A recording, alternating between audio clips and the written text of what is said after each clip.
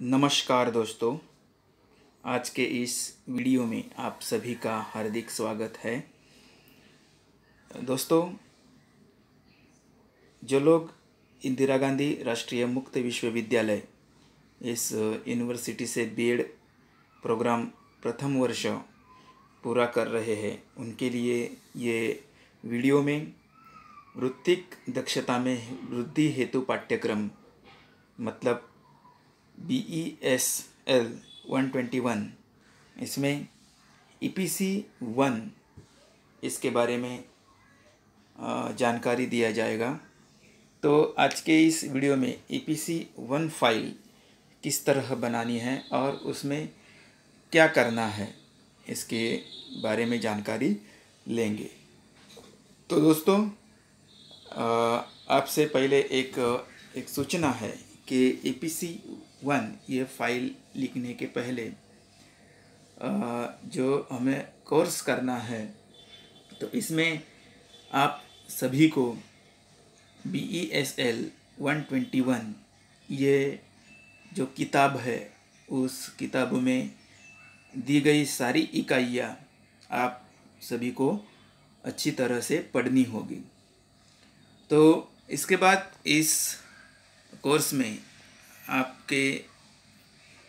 आपसे क्या अपेक्षाएं की गई है, तो EPC 1 में हमें क्या लिखना है वो उसकी जानकारी लेते हैं।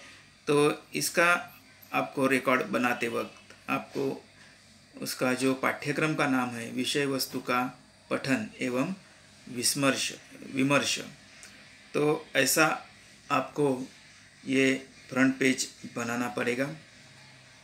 उसके बाद चलते हैं इसका रिकॉर्ड किस तरह बनाना है। तो देखिए, EPC 1 में हमें पहली गतिविधि है, गतिविधि क्रमांक 1 है। उसमें हमारी विद्यालय पाठ्यचर्या के मूल पाठों के प्रकार, ये एक्टिविटी है। तो इसमें हमें क्या करना है, जिस विद्यालय में आप इंटर्नशिप कार्य 1 कर रहे हैं, तो उस विद्यालय में जो पाठ्यक्रम होगा, जो भी कक्षा के लिए, उन्हीं कक्षा में से किसी कक्षा के किसी एक किताब का आपको जो पाठ उसमें दिए हुए उनका वर्गीकरण करना है, विश्लेषण उसका करना है। तो यहाँ पे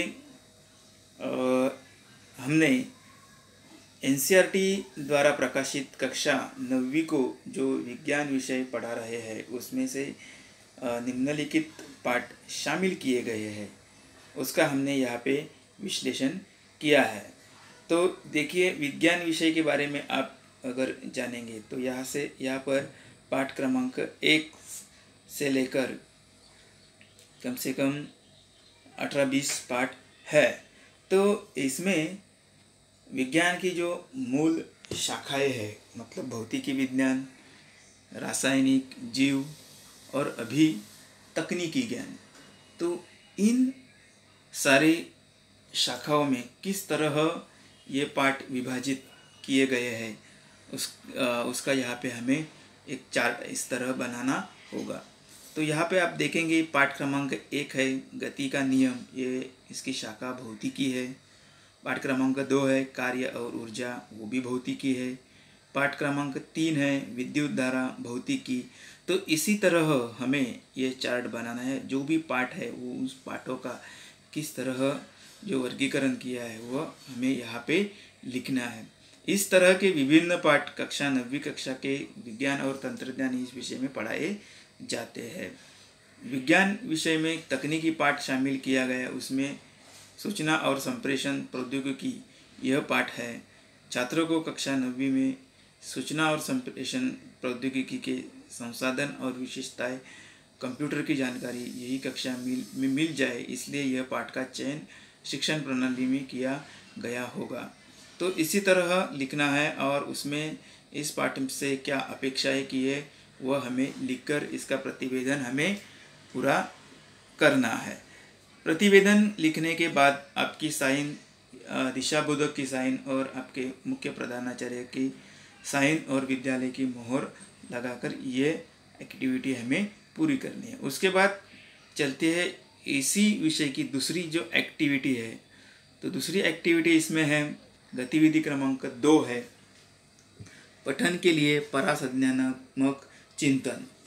तो इसमें भी आपको जो विषय पर आपने इसके पहले जो विश्लेषण किया है कक्षा 9वीं के, तो उसी जो पाठ है वो पाठों के प्रकार और उसमें क्या क्या युक्तियाँ है और उसकी मापनी किस तरह करेंगे आपके हैंडबुक में। और जो आपका BESL 121 ये किताब है उसमें भी इसके बारे में जानकारी दी गई है। तो उसका संदर्भ लेकर हम ये जो क्रियाकलाप है ये गतिविधि है वो लिखेंगे। तो प्रकार यहाँ पे ग्लोब, सुपर, ग्लोब, इसी तरह कौन कौन से पाठ में क्या क्या है। तो यहाँ पे पाठ दिए गए, पाठ क्रमांक 1 है, पाठ क्रमांक 2 है, पाठ क्रमांक 3 है, 4 है, 5 है।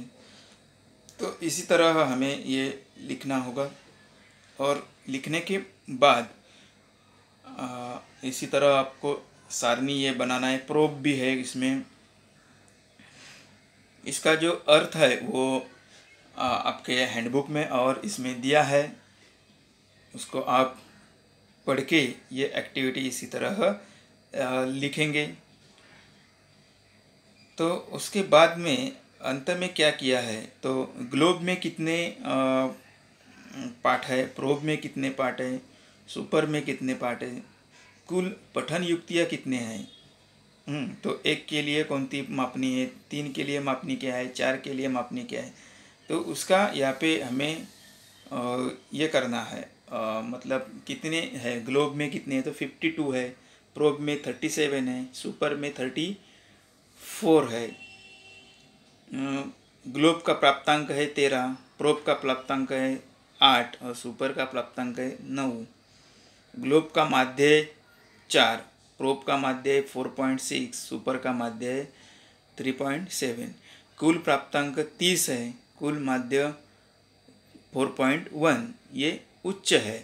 तो इसी तरह ये जो एक्टिविटी है इसका हमें क्या करना है, रिपोर्ट इसी तरह लिखना है।